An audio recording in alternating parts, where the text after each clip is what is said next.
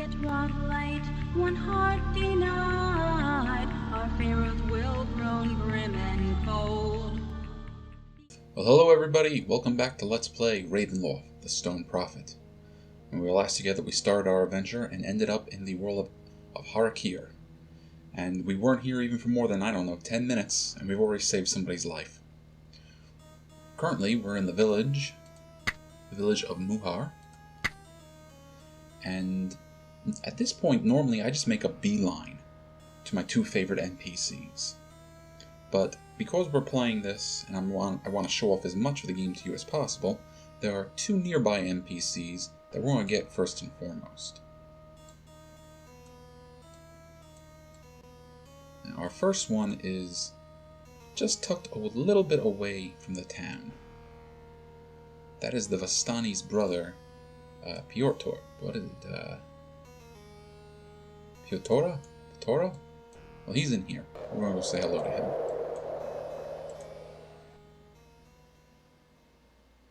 Come closer. Are you truly? Yes, a foreigner. Stranger to Har'Akir. I, Piotr, welcome you. I welcome you as though the sun rises in your heart and the cool moon proclaims us brothers. Now I know we are not alone, my sister and myself. These Har'Akiri prove dull company. The lucky have the wit of camel masters. The rest cringe in terror at the slightest stirring of the sand. You have a look about you. Familiar. You have a sister, you say. And brothers too, though I fear for their souls. Their bodies are no longer to be worried over, for their dispirited, rotted flesh has left their bones. Only jackals have use for their remains. We are Vistani. Gypsies some call us, wanderers. For so long Barovia was our home, the mists our ally. We drew our wagons where we would, and the fogs, deadly to others, bothered us not. You speak of mists, fog. Did you become lost in its unwelcome patterns? Yes, we became lost.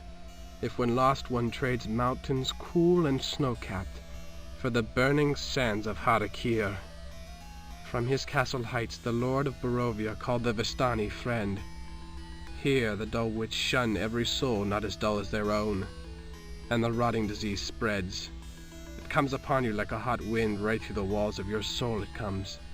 My brothers and the others with us, they felt it, the hot touch of death. We must tell you, your appearance is familiar because we have encountered your sister. She is dead, the same fate as your brothers. If the wrath of a flea might fell a camel, then my wrath be upon Onktapot, my sister. I had not seen her. She often stole away from us alone. She would journey into the sands, seeking a way out of Har'Akir for us. Her magic was one to command the mist, and she blamed herself for bringing us here. Now it is all but done. Only I remain. Such a terrible affliction, the rotting disease. Now all but one of our band has been brought down by it. So the villagers of Muhar are affected as well. They blame the Vistani for bringing this disease among them. It is difficult to say what they believe, though generally it is this. The lord of the land, Onktapot, stirs in his ancient sleep. He is a mummy, wrapped as much in evil as in cloth. Though the cloth has tattered, the evil has not. It is he who sends the fierce storms across the land. Perhaps it is he who has released this strange rotting affliction. Yet what has drawn this creature's attention, stirred his wrath? In the eyes of the villager it was once the Vistani. Now that we are gone, it could be you. I hesitate, but I must ask this of you. When you found her remains, my sister, did you find as well a certain dagger? It is strange to ask, I know, yet this blade of which I speak was the one symbol of our family. An heirloom, if you will. Whoever leads our family is charged with keeping it. Now I am leader and family both, all wrapped up in one sorry spirit. The blade, do you know of it? Well, at this point we can either tell him no, we don't, or we just say yes, we do and give it to him. If we just give it to him, we get a good deed point, so it's worthwhile doing just for that. And on top of that, if he joins our team, he's going to be carrying the dagger anyways. Here's the dagger of which you speak. We found it near the bones of your beloved sister. You may keep it, as it is well honed as she did. My thanks. With this dagger I feel as a bloom in a desert, given life by he who waters it, yet unable to do more than accept the gift. Yet how much longer can I hope to survive myself? Oh, please allow me to join with you, whatever you are about. I shall make myself as useful as rain in the desert. I cannot find my way to Har'Akir alone, and to wait here for the rotting sickness to come is worse than death itself. Well, of course we're going to accept him, because we have no other party members. Will you join us? We hold Har'Akir as dear as death itself, and would swear allegiance to Ankh-Dapat only if such loyalty might send us home. I am with you. By the blood of my Vistani brothers, Har'Akir shall not hold us long.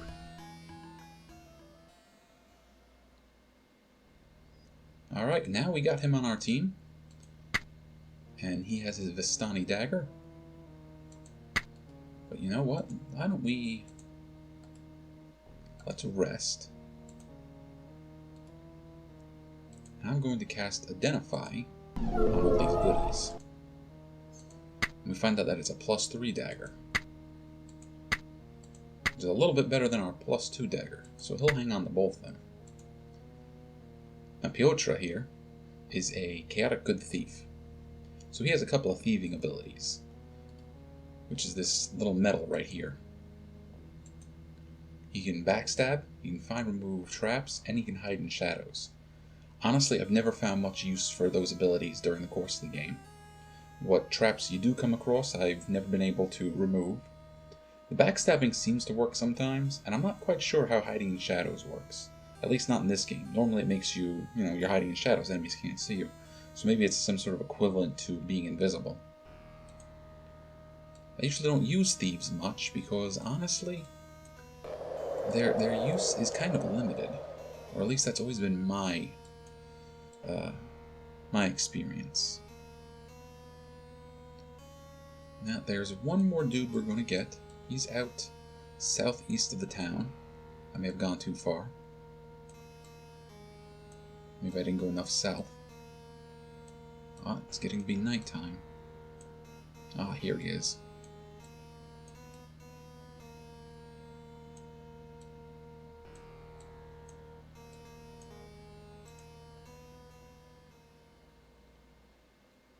Well met, sir. Should we take you as friend or foe? Or where are your men? Heading nearby, perhaps? Let's start with the first one. You shall be the first to hear when that decision is made. For now, take me as I am, a man, one standing before you in a desert. The few who have heard my name call me Trajan Ket. Where are your men? Heading nearby, perhaps? You need not attempt to trick me by your words. Here I stand, alone, with no men to call upon. Yet I have been watching you. Your trail and its signs speak to me. They tell me you have been in Har'Akir for a short time. Still you display strength and wit, both honed to a fine edge. I might have a use for such as you. We have no desire to do your bidding, whatever it may be. By what history do you find yourself fit to command us? My past, like yours, lies far from the borders of Har'Akir. What about this land draws creatures and men from their distant homes to populate it? None can say. It has been half a lifetime since I knew my true home. The fools in Muhar have no answers. But, with seasoned adventurers at my side, Har'Akir may yield its secrets. What truths I have found so far are dry as dust. Then you know something of Har'Akir. I know what is important. I watch. For instance, desert trolls have recently established themselves around the burial catacombs. In general, they prove themselves an evil breed.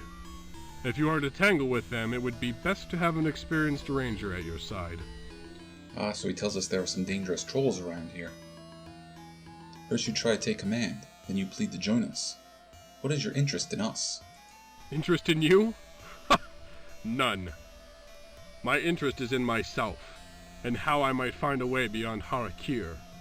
If this goal is common to us both, Then this conversation may continue. Your words sting the flesh like a desert storm. Ankhtapot himself might join as sweetly in open conversation. Do you know the name? If you know your way about, can you tell us how Ankhtapot may be found? Well, let's go with that second one. Continue to speak that name, and I shall lose all interest in this conversation. Yes, I know. There is a tomb, marvelous to behold, carved into cliffs, far to the northwest. Pharaoh's Rest, they call it. I've been there. The entrance stands without guard, but only a fool would step within. The citizens of Muhar tell of curses, of evils, the like of which might strip a man down to his still beating heart. They speak of stone golems ready to crush the offenders as surely as Ankhtapot crushed Sedmet. I have seen the signs. It is true. Alright, stone golems. Stone golems are some tough customers. We fought bone golems and zombie golems in the previous game. But stone golems are a problem. Alright, the name Sedmet is a mystery to us. An enemy of Ankhtapot? If you know not of Sedmet, then you know not of Ankhtapot's touch of death. Whoever Ankhtapot touches, dies. By this touch they transform. The cursed children of Ankhtapot lie in mummies' wraps. Sedmet was one such, unique only in this. He conspired with Isu, a priestess of Set. Together they sought to rule. Conspiracies follow tyrants like hungry dogs, do they not? I have seen the undead Isu wandering about the temple of Set. Of Sedmet, he is generally believed destroyed. What is Isu's part in this? She awoke Sedmet from his mummy's sleep, enslaved him by some sorcerous means. I see in your eyes the thought. Should we seek help from Isu Rekotep? Do not. She seeks the power of Ankhtapot, to replace his tyranny with her own. Trust not so foul a woman. Join us on the trail. A man of your experience and knowledge will be of use. In time we do hope to escape this horrid land. At last. It seemed it would be forever before the question came. Now we must waste no more time. From somewhere in the days ahead our freedom calls to us. That or death. Let us hurry to see which it is.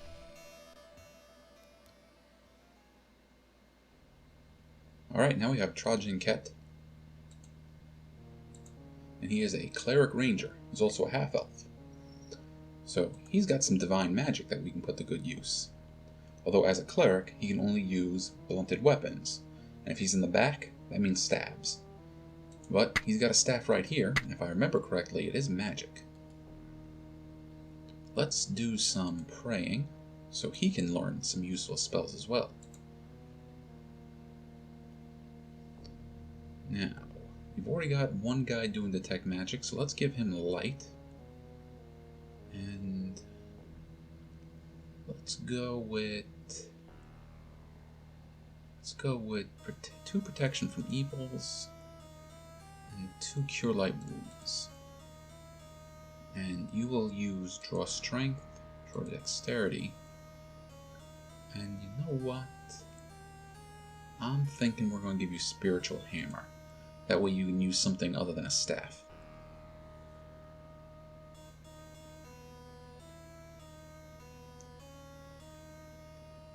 Let's try summon insects. That way you can get a little offensive magic in there as well.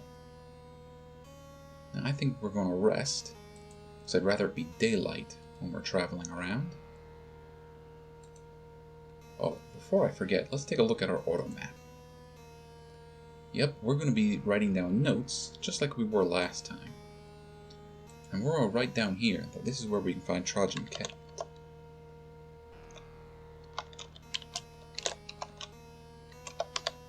And even though he just told me how to say his name, I'm still pronouncing it wrong.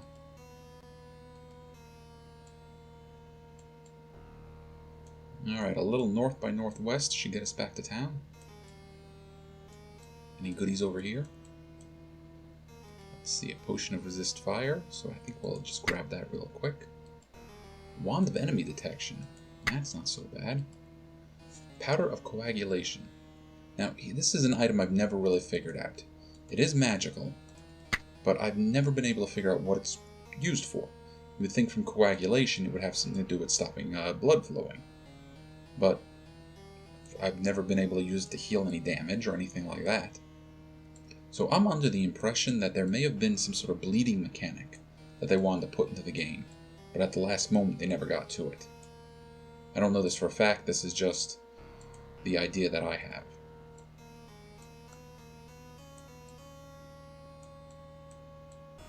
Now over here is Piotr's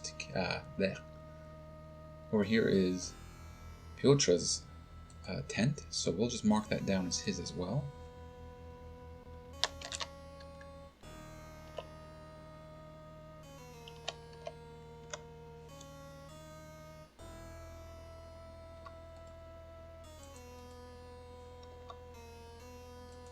And now we're going to go about the fun of searching village. So we're just going to poke our heads into each tent and mark off the ones that we find if there's anything interesting. I'm using stepping mode to make it a little easier.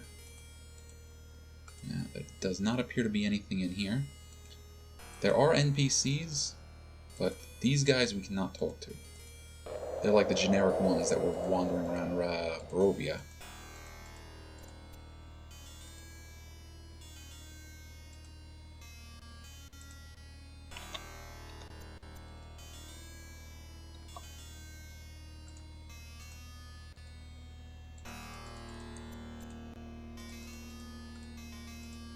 Now, while this is a little time consuming, there is reason to do it, because there is stuff to be found. Although some of it is more useful than others. There are also people to talk to. People that we can help out and earn some good deed points. Also people that can give us information. No, these people don't look so good. I'm going to turn off stepping mode so I can get closer. Try talking to this crying man over here.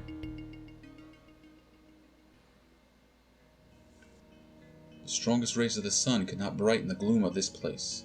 How might we lend our open hands to ease such suffering? Oh, he's crying. Reach out no hand to me, or I shall strike it from you. Hand and foot, you have no business here, nor does my heart have room enough for welcome. Begone, strangers in Har'Akir. Always the cursed strangers come, then the storms rise. The sand, blade-like whirls, and death comes. The flesh corrupts and falls away. You are distraught, my friend. You seek nothing more than information. It seems the heat has dried up all hospitality. Har'Akir holds no place for the likes of you. Go, find shelter beneath the desert stones. Pay your gold to the scorpions, your hosts. The wrath of Angtopod settles round you like a shroud. Its shadows touch us all.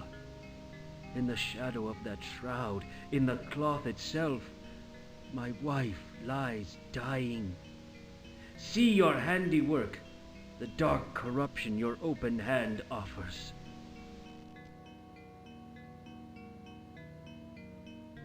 Our apologies for upsetting you. May we offer aid to your wife, your child? Offer aid? You, whose very appearance shall destroy us all, how is it you might offer aid? You have awakened the wrath of Angtopod, and he punishes us all for it. My daughter, you have frightened her and made things all the worse for your words. Mother is sick. Papa says you brought the sick. You brought the sick. We brought no sickness with us. If only we could help. Papa, Mama, please make the strangers go away. Make the sickness go away. Make it go away. Make it go away. I won't listen anymore. I won't listen. I won't. You can't make me. You can't catch me. No, you can't catch me. Little one, Kanetta, My precious! Where are you going? Come back! Oh, by the gods! What have you done to me? Destroyer of families!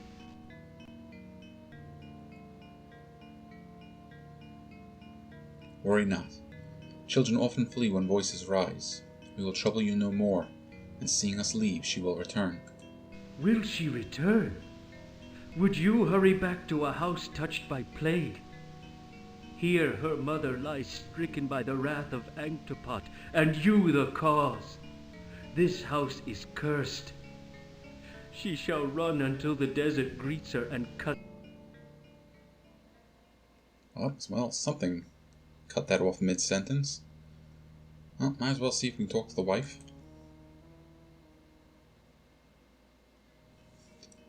It is not an easy thing to see such illness.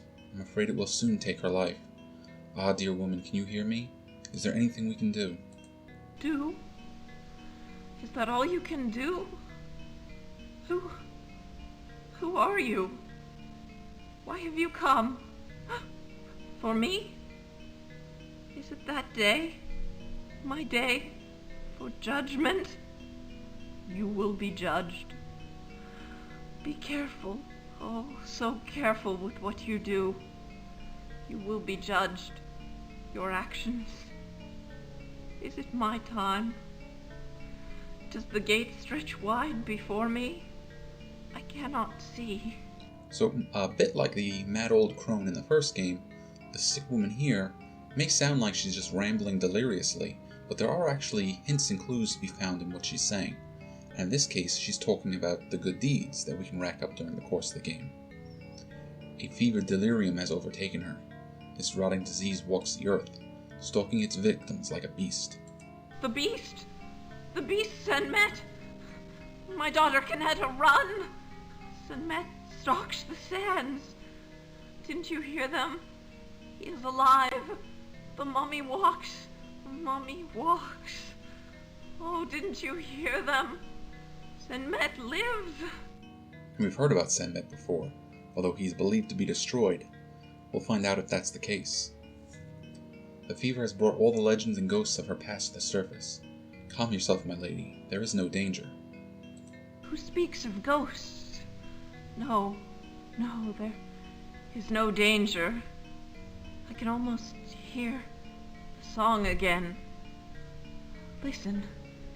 In the north, the song awaits, among the ruins. Oh, my beautiful ghost, when will you stop to sing? Dear woman, we did not mean to stress you so, to stir your thoughts into a maze. We will soon leave. Leaving. Everyone leaving, yes. Take care. I can't see you. I can't read the walls for you. Can't see. What image is that? What? Oh, look out! The clay and the wood come alive. It's a trick. The vessels are hungry. Where is my dagger? Where is my dagger? My husband, look at the vases, will you? I've lost my dagger in the vases again.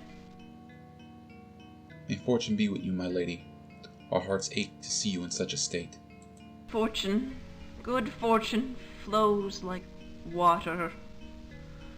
My husband, do you remember? You could almost hold it in a cup.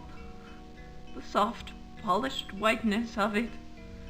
A cup like no other. An offering to fortune, that fortune might flow like water, like wishes. Ah, it is too late for us. Now, that's all we can do here for them. The daughter did run away, but we will eventually be able to find her and take her home, and we'll earn ourselves a good deed for it. Let's just mark that down. Let's write that down as the family.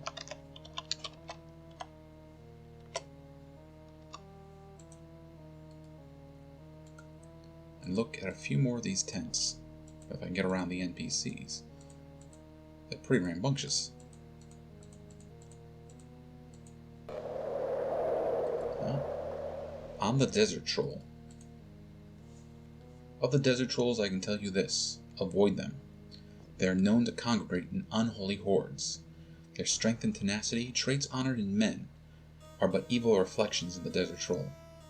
Can there be one among them who would not welcome the opportunity to harass a helpless victim, chase it to the very gates of death? No, they are a dangerous breed, and how to destroy them? No matter the method used to dispatch the desert troll, each one can regenerate its wounds, to restore its flesh, and evil will to live. Only damage done by fire, water, and acid can place permanent scars upon the beast. Only liberal application of these elements might lay a desert troll permanently to its rest.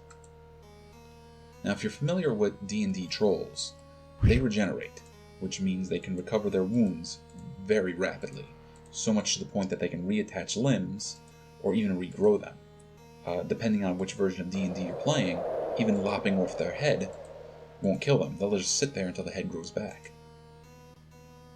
Now, desert trolls, like other trolls, can take real damage, permanent damage. Well, let's say damage that they can't regenerate quickly from fire and acid. But the desert troll is also different in that water, just regular old water, will burn it like acid. And that's one of the things we can use our water pouches for. If we fight with desert trolls, we can throw the water pouches at them, and we'll deal them damage.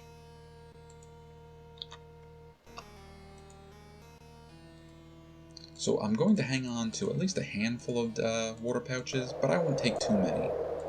Oh, now in here we have a whole bunch of oils of fiery burning and water skins. And we have one of the most important items in the game, Hyokim's ointment? Hyokim's ointment? Again, my pronunciations are horrible. But this ointment here is very important because it will cure diseases and poison will be a major obstacle in this game. So I think we're just going to put a little note here that says oil. So that way we know to come back here if we ever need more.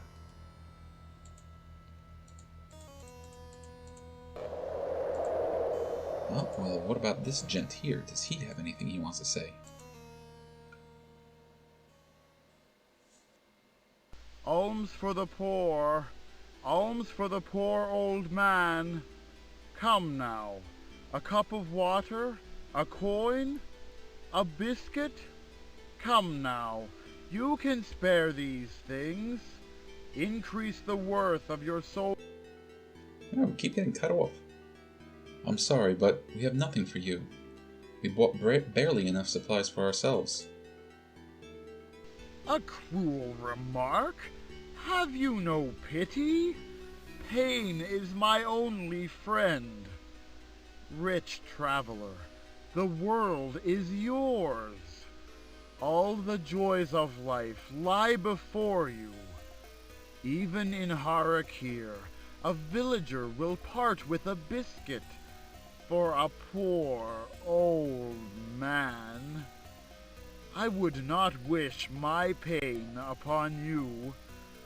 My bones twisted, my flesh rough as stone, since the days my life began. No, I would not wish this upon you. A threat? Are you threatening us with your fate if we not hand over food, water, and coin?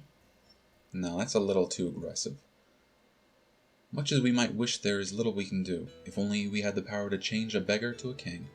You deny me a kingdom, and all I asked for was a biscuit? Ah, friends, what land might I conquer with these crippled hands? What single prize might be mine? One smile, one set of eyes that wouldn't turn away. These I would have. In truth, I have food and water enough. The villagers give what they will, just to keep me away. Well, right now there's nothing we can do for this poor beggar.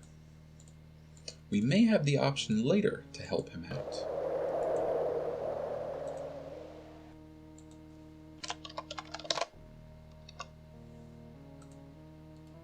Well-grown, grim and cold, thief of life, he tried to steal, and life from the